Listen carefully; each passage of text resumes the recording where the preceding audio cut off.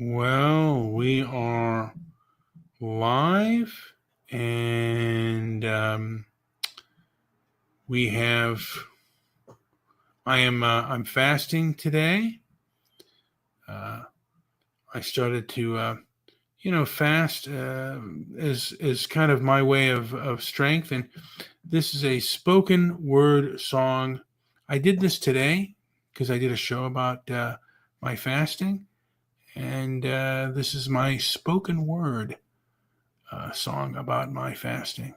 I have Joey with me today, so here we go. Today I fast, not just as a personal act, but as a stand against a culture being overrun by egocentric parasites.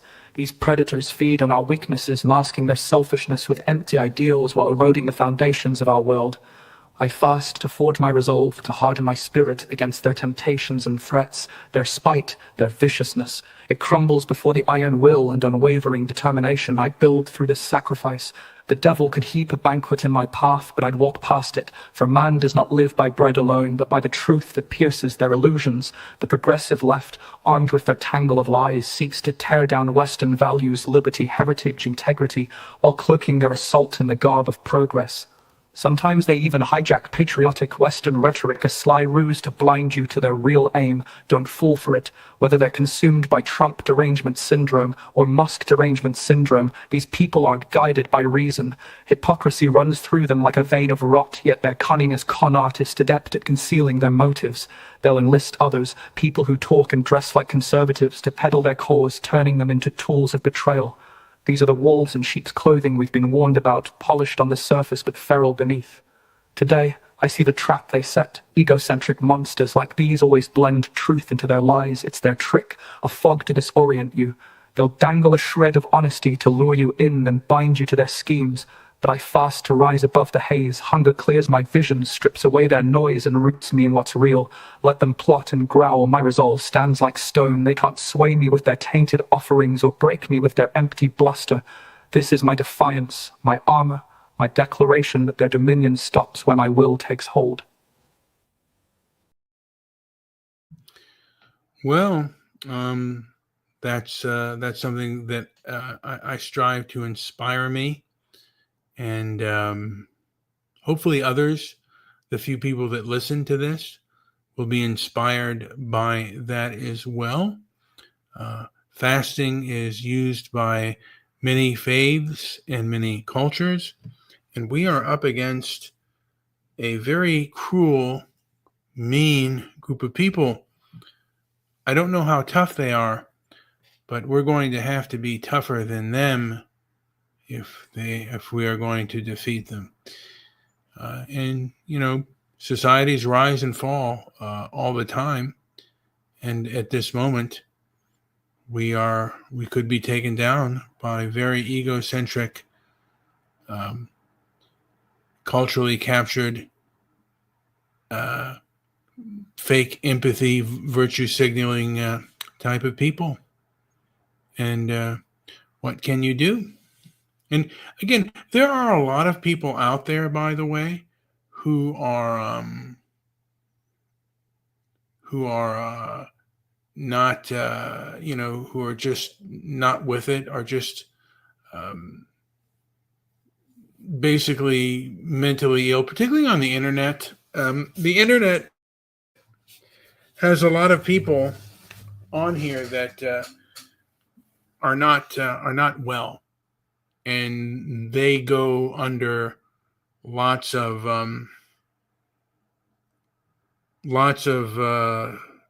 ideologies, and you'll find them everywhere. And it's the one thing that has been worse since Trump is you do have a lot of people who ride the Trump bandwagon who are also not well, along with they brought the leftists out of the woodwork. And the leftist cuckoo-ness has been there for a long time. It's just their numbers are larger, and they control, as far as the internet goes. They used to be clicks, Brian. They used to be clicks. Yeah. Well, they've conquered much of the establishment, and that's just the way it is. Doesn't mean I like it. The war is over. I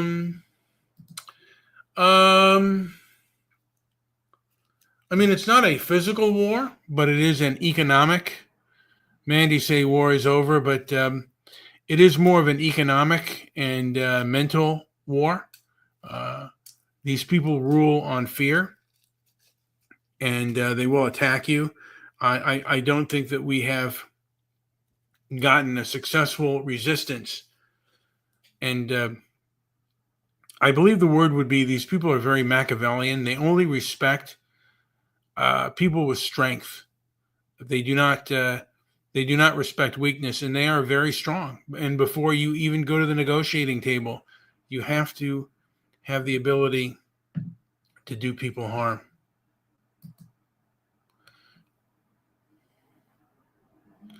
Oh, she's deaf tonight. So Deaf or blind? Maybe both. Oh, I took the option away. I have no control over my YouTube. My YouTube is it works its way, and it works its own way.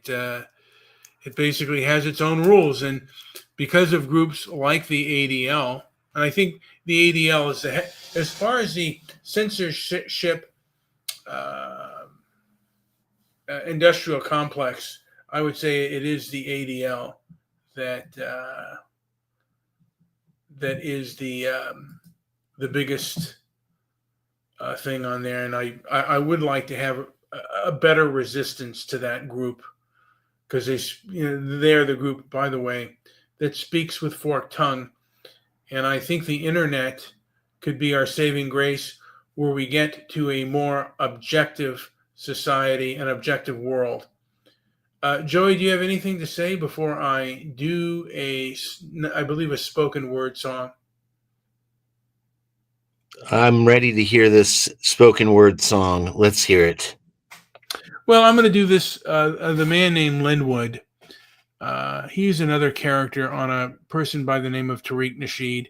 He is he's a person who he's a follower of Neely Fuller, who's one of these person who believes that white supremacy is controlling the rest of society and everyone of color. Here we go.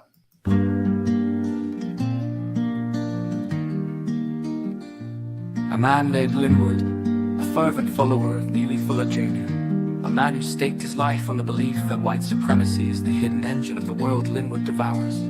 Fuller's books and articles like their holy writ, trailing after them with the devotion of a fanatic, his mind locked in a cycle of obsession. But here's the catch: this isn't some noble pursuit of wisdom, it's a trap, a mental spiral where resentment festers, chaining the spirit to a story that distorts reality. Look closer, and the gulf between Neely Fuller Jr. and Linwood snaps into focus, as clear as a photograph split down the middle. Fuller's a lean, weathered figure, shaped by the Great Depression, a time when people ate from garbage cans, hunted rabbits, or went to bed with hunger clawing at their insides. A struggle in its rawest form, a fight for survival that leaves no room for pretense. Linwood, though, he's bloated, a child of excess, probably raised in a cushioned world where scarcity's just a word. One man was tempered by poverty's sharp edge, the other's drowning in gluttony, his battle self-made and inward. It's a stark divide. One's hardship was real, physical, a test of endurance. The other's is a mirage, a war waged against shadows of his own making. Fuller came up in an era where hunger wasn't a metaphor, it was a relentless, humbling force, not some petty grievance over a slight or an insult. Linwood's hunger, though, is different. It's a craving of the ego, a narcotic that keeps him hooked. It's the addiction to feeling wronged, the junkie's high master's moral clarity. He's caught in a loop, chasing a struggle that's less about the world and more about feeding his sense of self. Picture it, an endless oppression Olympics, where the only prize is another dose of outrage. In time, all that's left are others like him, fellow travelers strung out on the same delusion, scrambling for their fix of fabricated suffering, while the quiet, unvarnished truth drifts further out of sight.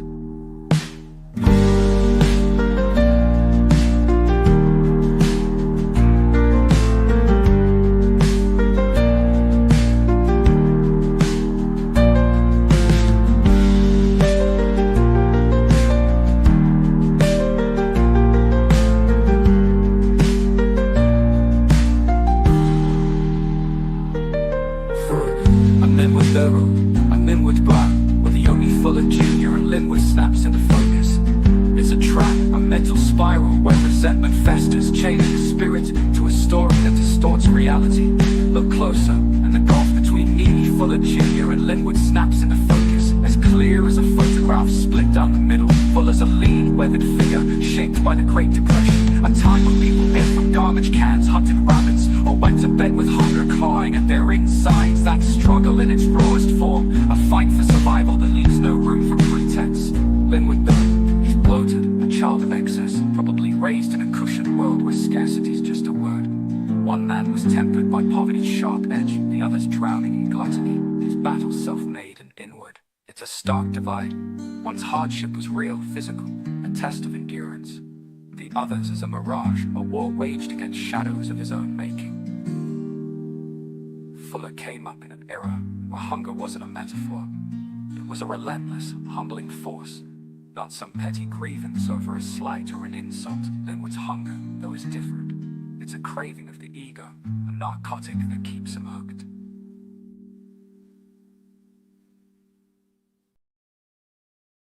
All right. Hunger was a force, a humbling force. One of the reasons I fast is to get some of that humbling force, because when you are able to control your hunger, it does humble you, and it does make you realize that, and it makes me, at least me, grateful that we live in a world where we have an abundance of food and I can stop this fast at any time. Some people have a fast unwilling, and there are countries where millions of people have died from hunger. And I do that for my diabetes, but also for my state of mind, and it also helps me control my anger. Joey, do you have anything to say? I was going to fast today, and I met my dad for a for a brunch, and I didn't want to eat, but somehow I got talked into a bowl of chili, and it was so good. But that's the only thing I ate until tonight. So I guess I sort of fasted. Well, I didn't quite make it. I spent my years not fasting, and I spent my years as a glutton. Not that heavy, but like I said, I'm 50. I'm over 50, and things have caught up with me, and it's just I added onions and cheese to the top of that, and it made it so good. yeah. I mean, I just I strive not to do those things anymore. A lot of that stuff like cheeseburger and fries. I do have a cheeseburger now and then, but with fries, that is kind of in the rear view mirror of my life now. I have to watch what I eat. I have to, and again, the fasting helps me with not only watching what I eat, but watching what I say in the way I control my mouth as well.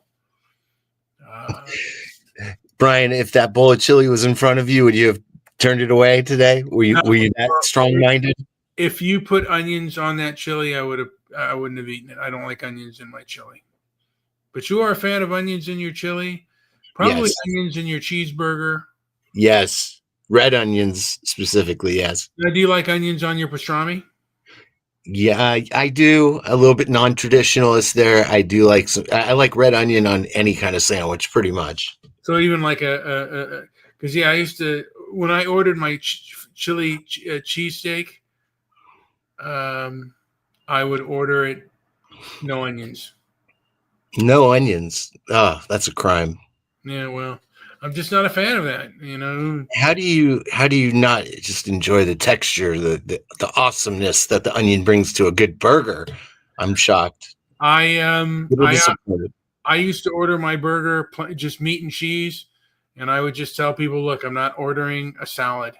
You know who else would do that? Was Angry Guy from Detroit. It would be meat, cheese, and bread. Yes. Yeah. Whatever happened to that guy? I'd like to see him again, just because I have ideas. that I want to throw around. Yes. But We'll have to reach out to him somehow. hopefully we can. Yeah. Yeah. I'm sure there's a way. Maybe he's listening tonight. You never know. You never know. You never know who's listening and who's out there tonight. And again, I want to strive to control my anger. I have a chip. Like I said, I've told people 2020 put a chip on my shoulder against the progressive left, the size of a bar stool. And I still want to, I still want a form of retribution. But I want to, like a good, I want to bob and weave kind of and have my guard up and wait for them to perhaps make a mistake. Then I can capitalize on their mistakes. And the thing is, cover-ups come when people make mistakes, and they don't want to be held accountable. Again, there's also maybe the sense that they just to wait for them to fall on their own sword. But no, they don't do that. You want to wait or crash the gate, as they say. Yeah, they won't fall on their own sword. They don't have shame. I mean, but again, they've locked us in our homes, and they'd like falling on their own sword too much anyway. No, I don't think they would. I think that they are. I think that they're tough. They're mean, but they're not tough. And it takes toughness to fall on your sword. These are primarily people. I mean, we're all basically today. Most of us are some kind of privilege compared to what came before us. Those who were forged in the 30s, 40s, and 50s, where poverty was far worse. You can look at any statistical measure, and I mean the Great Depression. You were eating animals that you caught on the road and stuff to see if they were a tasty meal, and hunger was real, and it was what forged you. And even in the 50s, hunger was real. They didn't have any kind of there were less food banks and things like that. So you really had to struggle back in the day. And I didn't want to do this show for too long. I really wanted to make this really short. I'll play one more song, and then I think we'll call it a day, Joey, because I got to get to Betty Boo. So this one is about Tariq Nasheed. Let's get up and out of here before the diaper dries. Tariq Nasheed has been around. He used to be, I guess, kind of a Pan-African. Now he has done the term FBA. And let me play a little spoken word on him. And then I think I'll call it a day. I might play, I don't know, a song or two. A song after this. There's this guy, Tariq Nasheed, who spun a shaky empire out of thin air.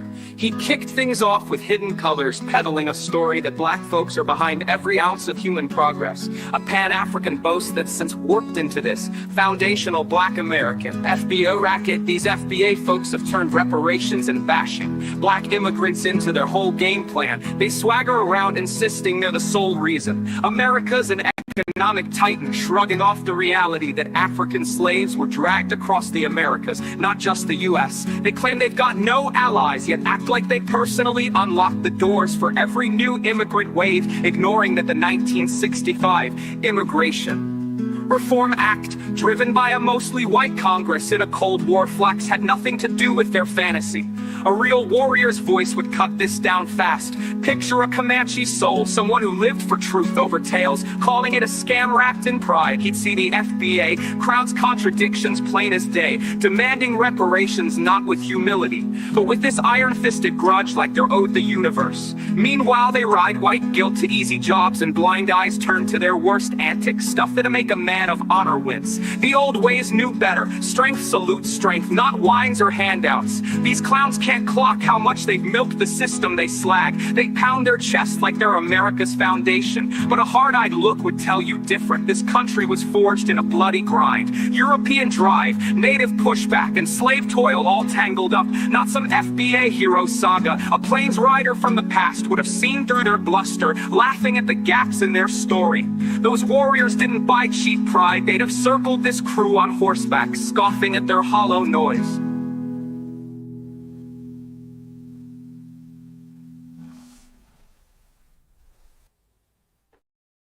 All right, Joey, anything to add before I call this show a day? I am still fasting.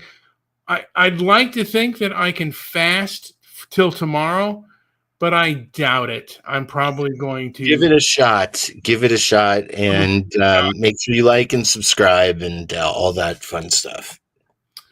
Yeah. What am I going to play? You know what? I'll play. I'll play this. I'm just a old bum hunched over a computer screen, and I'll end it here.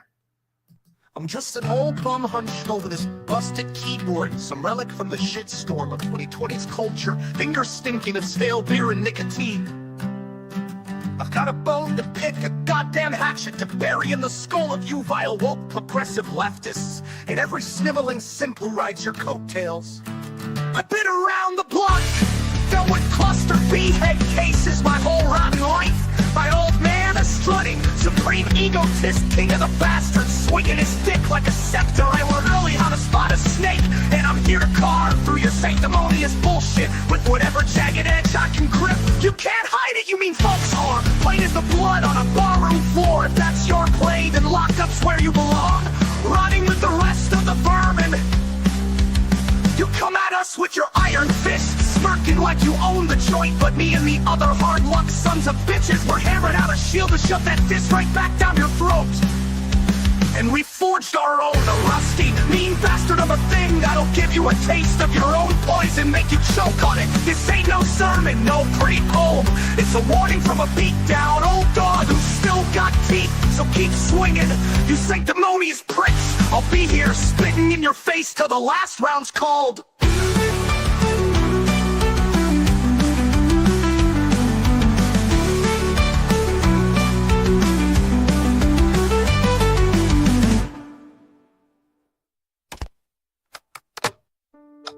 Not bad, not bad. Okay. Oh, yeah.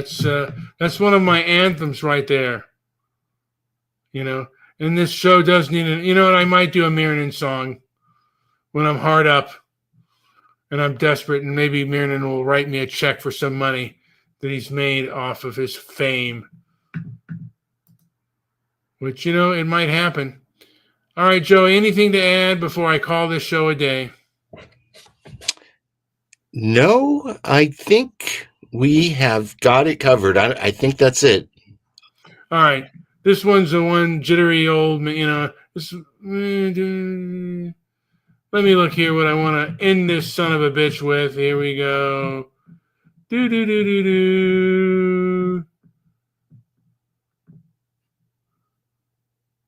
Here we go.